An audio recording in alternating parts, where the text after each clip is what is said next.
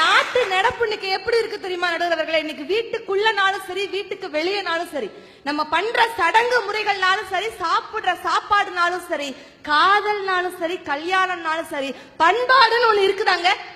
கவிஞர் கண்ணதாசன் அழகா சொல்லுவாரு, ஒழுங்காக பாடப்படுவது பண், ஒழுங்குமுறை தவறாமல் இருப்பது பண்பாடுன்னு சொன்னாருங்க. அவர் கவிஞர் கண்ணதாசன் சொன்னாருங்க. ஆனா இன்னைக்கு காலையில பஸ்ல வரும்போது ஒரு பாட்டு கேட்டேன். நான் யாரு கொய்யால, நான் யாரு, கடைசி வரைக்கும் கொய்யால அதுக்கு அர்த்தமே சொல்லலங்க, யாருன்னே சொல்லலங்க. பயப்புல பாட்டு இன்னைக்கு எப்பேற்பட்ட பாட்டுங்க. ஒரு காலத்துல எப்படி இளைஞர்கள் இருந்தாங்க தெரியுமா? கோமணத்தை கட்டிக்கிட்டு அப்படியே மாட்டை அடக்குனாங்க இளைஞன். இன்னைக்கு கோட் சூட் போட்டுக்கிட்டு மாடன் கேல அடக்க முடியாம தவிச்சிட்டு இருக்காங்க. இன்னைக்குள்ள ட்ரெண்ட் என்ன தெரியுமா? சினிமா பார்க்காத பையனும் இல்ல, சீரியல் பார்க்காத பொண்ணுங்களும் இல்லன்னு ஆயிப்போச்சு. ஒரு காலத்துல பெண்கள் தான் குனிஞ்ச தலை நிமிராம இருக்காங்க. இன்னைக்கு யார் தெரியுமா குனிஞ்ச தலை நிமிராம இருக்காங்க? பசங்க தான் குனிஞ்ச தலை நிமிராம இருக்காங்க. காரணம் என்ன தெரியுமா? இந்த செல்போன். யோசிச்சு பாருங்க, ஒரு பொம்பளை பிள்ளை செல்போன்ல ரீசார்ஜ் பாக்குது, செல்போன்ல காசு இல்ல, பேலன்ஸ் இல்ல. சரி ரீசார்ஜ் பண்ண போலான்னு கடைக்கு போயுது. ஈஸி ரீசார்ஜ் பண்ண முடியுமா அப்படின்னு கேக்குது. நம்பரை மட்டும் சொல்லுங்க.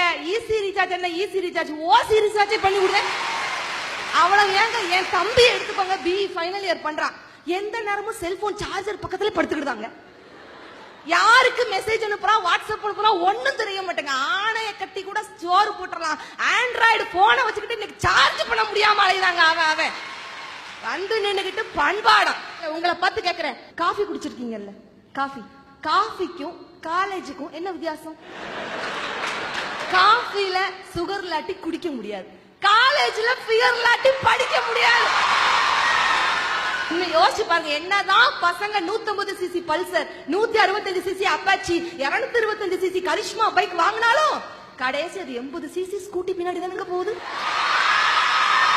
நடுவர் அவர்களே, உங்களை பார்த்து கேக்குறேன், நீங்க உங்க காலத்துல லவ் சாங் எப்படி பாடி இருப்பீங்க?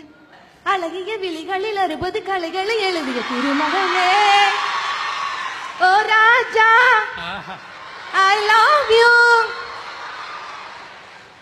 இப்படி பாடுனீங்க. ஆனா இன்னைக்கெல்லாம் இப்படி பாடினா காதல் செட் ஆகாது, பாட்டும் ஹிட் ஆகாது. ஏன் தெரியுமா நடுவர்களே?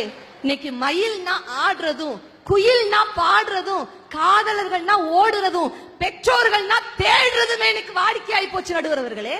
இங்க வந்து நின்னுக்கிட்டு பண்பாடு கலாச்சாரம் என்னத்து பேசிட்டு இருக்காங்க நடுவர் அவர்களே. கடவுள் திடீர்னு உங்க முன்னாடி வந்து நின்னு உனக்கு என்ன வரம் வேணும்பா அப்படின்னு கேட்டா நீங்க என்ன சொல்லுவீங்க? கடவுளே வந்துட்டு அப்படி இருக்குமா வரான். ஆனா எங்க கோவில்பட்டியில எல்லாம் குறும்புக்கார பசங்க இருக்காங்க. ஒரு பையன் திடீர்னு கடவுள் கோவில்பட்டியில எங்க பையன் கிட்ட கேக்குறாரு, உனக்கு என்னப்பா வரம் வேணும்? அந்த பையன் என்ன சொன்னான் தெரியுமா? எனக்கு அழகான பொண்டாட்டி வேணும் கடவுளே. சரி ஓகே, பெர்மிஷன் கிராண்டட், உனக்கு அழகான பொண்டாட்டி தரேன்ப்பா. சொல்லுப்பா உன் பேர் என்ன? நீ ஹிந்துவா கிறிஸ்டினா முஸ்லிமா? நீ ஹிந்துவா இருந்தா உனக்கு நான் அனுஷ்காவை தரேன், நீ கிறிஸ்டினா இருந்தா உனக்கு நான் ஜெனிலியாவை தரேன், நீ முஸ்லிமா இருந்தா உனக்கு கரீனா கபூரை தரேன். சொல்லுப்பா உன் பேர் என்ன அப்படின்னு கேக்குறான். இவன் படாரம் சொல்றான், என் பேர் அப்துல் நாராயணா பெர்னாண்டஸ். கணவனும் மனைவியும் ஒருத்தருக்கு ஒருத்தர் கொஞ்சிக்கிடும் போது சத்தமே கேட்காது தெரியுமா? அதே கணவனும் மனைவியும் சண்டை போடும் போது பாத்துக்கோங்க, பக்கத்துல நிக்க முடியுமா? உன்னை பத்தி எனக்கு தெரியும், உங்களை பத்தி எனக்கு தெரியும், சண்டை அப்படியே பயங்கரமா சவுண்ட் கேட்கும். காரணம் என்ன தெரியுமா? சுவாமி விவேகானந்தர் அழகா சொன்னாரு, இருவர் அருகில் இருந்தாலும் இதயங்கள் தூரத்தில் இருக்கின்றன என்று சுவாமி விவேகானந்தர் சொன்னாருங்க. இன்னைக்கு இதயம் தூரத்தில் இருக்கிறதுனால கலாச்சாரம் பண்பாடு எல்லாம் இன்னைக்கு இல்லாம இருக்குது. இந்த வருஷம் இவ்வளவு பெட்ரோல் விற்கணும் தீர்மானம் போட்டா அது அரபு நாடு. இந்த வருஷம் இவ்வளவு தங்கம் விற்கணும் தீர்மானம் போட்டா அது சுவிஸ் நாடு. இந்த வருஷம் இவ்வளவு வாகனங்கள் விற்கணும் தீர்மானம் போட்டா அது ஜப்பான் நாடு. ஆனா இந்த வருஷம் இவ்வளவு சரக்கு விற்கணும் தீர்மானம் போட்டா அதுதான் நம் தமிழ்நாடுங்கிற கேவலமான நிலைமையில இருக்கிறாங்க.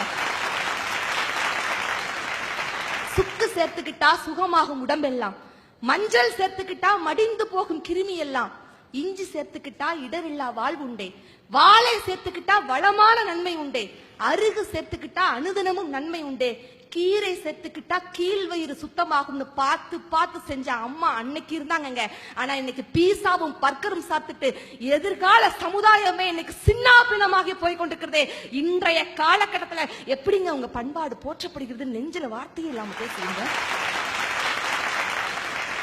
இன்றைக்குள்ள காலகட்டத்துல பண்பாடு எல்லாம் வெறும் ஃபன் ஆகி போச்சு, கலாச்சாரம்னா சாதாரண கல்ச்சர் ஆகி போச்சு. அப்படின்னா இன்றைய சூழலில் தமிழரின் பண்பாடும் கலாச்சாரமும் ஒரு காலமும் போற்றப்படவில்லை, அது புறக்கணிக்கப்பட்டு கொண்டுதான் இருக்கின்றன.